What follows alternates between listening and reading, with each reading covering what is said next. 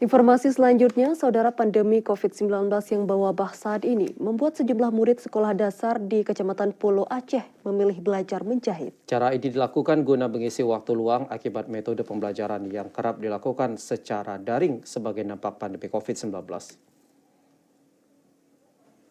Beginilah aktivitas murid sekolah dasar di Gampong Dedap, Kemukiman Pulau Nasi, Kecamatan Pulo Aceh, Kabupaten Aceh Besar. Pandemi COVID-19 yang masih mewabah hingga kini membuat mereka mencari kesibukan di rumah dengan belajar menjahit. Menjahit dinilai merupakan salah satu cara membuang rasa jenuh akibat metode pembelajaran yang kerap dilakukan secara daring selama pandemi COVID-19.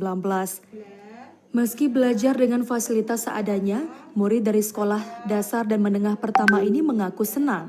Salah satunya Zairani Saputri. Belajar menjahit yang dilakukan seusai pembelajaran daring membuat murid kelas 5 SD ini tidak merasa rugi karena harus membuang waktu percuma di rumah. Kini Zairani mengaku telah mahir membuat aneka souvenir yang diajarkan. Sudah 2 minggu. 2 minggu. Sudah bisa? Insya Allah kita bisa. Suka nggak belajar menjahit? Suka.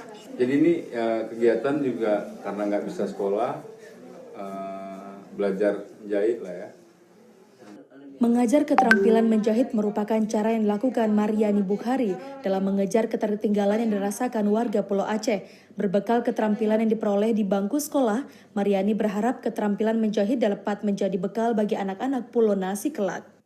Makaji lun keinginan sebab lun jut basut siapa walaupun lun hana carang lun tem keinginan sayang awaknya. Jadi lun ingin masyarakat dedap bercarong mandum.